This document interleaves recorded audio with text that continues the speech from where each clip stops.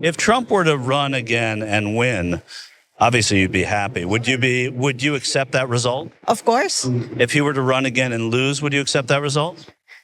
Yeah, I mean, we had to accept everything that happened, but not You didn't. accept it, But you not didn't. accept it, but for sure, I'm telling you, I mean, the numbers, the registered voters, the 80% of people voted for Trump. 80%. Yeah. That's interesting. I hadn't heard that number anywhere. Like 80 million people voted for Trump. So 80 million, but that's not. You add the numbers, Biden is not the one that should be in the White House right now. Okay, so again, as always, credit to Michael Shure for he always just asks people what they believe. He prods them a little bit. He doesn't criticize. He doesn't try to make them feel stupid or anything. And she corrected herself.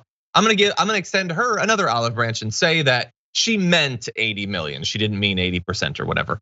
It's not true. 80 million people did not actually support him, and he didn't get them. More importantly, he didn't get the majority of the vote. And again, in these videos, I never care so much about the individual person expressing the thought. I care about the group that they represent.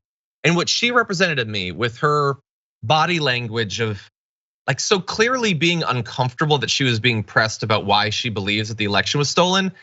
Like the argument that she'll make is largely irrelevant. It's what she's clearly experiencing. The emotion is, I don't like the idea that a person and a movement I supported lost, and I need something that's going to make me feel better about that.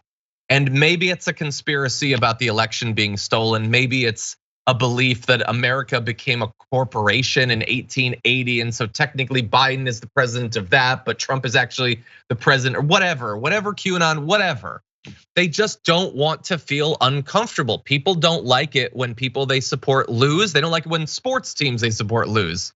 They don't like when actors they like don't get the awards. When it's something that has been made so core to them, like a political leader, for some percentage of the country, it is unacceptable that they would have lost. And so they'll put a lot of effort into not having to actually grapple with that. And that's what I was getting off of that woman. But Mondale, what do you think? Yeah, I'm flabbergasted how quick she responded to Michael about how willing she would be to accept the results if Trump win. And then she went into this, like you said, this discomfort. Physically, you could see the discomfort in her inability to answer. And like you said, I don't think she meant 80% of people voted. She meant 80 million. But even if it was 80 million, you're saying two things at this point. One thing is 80 million is not enough to win. Biden got 81.2 million votes in 2020. So what you're either saying is they stole 6 million votes because Trump got 74 and gave them to Biden.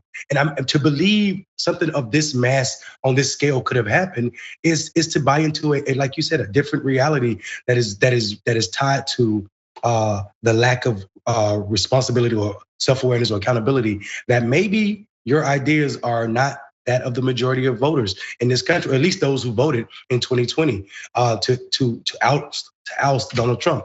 I will go a step further and say it is unbelievable to me that you can remove the person and you could ask the same question at any Trump rally, and you're going to answer that's extremely similar. This was a Latinx woman. I bet if you would have asked that question of a black person at that rally or a white person at that rally, the response would have been something extremely similar.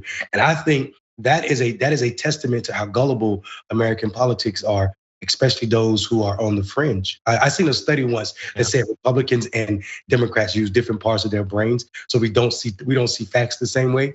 And it was saying how facts would never change what Republicans are thinking or believe. This is one of those experiments that shows Trump is right regardless if he's wrong. Yeah, because I have talked about this a lot on the show recently. We might assume that belief is founded in, I have these facts, I will draw conclusions from them, but that's not how all beliefs work. I would argue that with that woman, that's not how those beliefs work. That's not what belief is about. It's to achieve a goal, and for some of us, the goal might be to make sure that whatever we believe lines up with reality, because we believe that believing things that don't line up with reality would be bad for some reason. But that's not how everyone's like a network of values actually works. A lot of people just want to be comfortable. When you, as happens in some of these videos, I forget if it was Michael, but They asked somebody, is Biden responsible for the gas prices? And they were like, yes. And then they asked him, is Biden the president? And he said, no. They asked, who's the president? They were like, Trump is the president, actually. And they were like, so then Biden's not responsible for the gas prices, right? And he's like, no, Biden's responsible for the gas prices. These make no sense. The idea that Trump is secretly the president, but Trump is not responsible for the gas prices. And Biden, who for some reason gets to pretend to be the president, despite not being the president, is still responsible for the policy outcomes that he has no control over because he's not actually in power. That doesn't make sense if your beliefs are statements of your best guess at the facts. But if you just want to believe that the good people win and the bad people cause the bad results, then it makes sense in that way.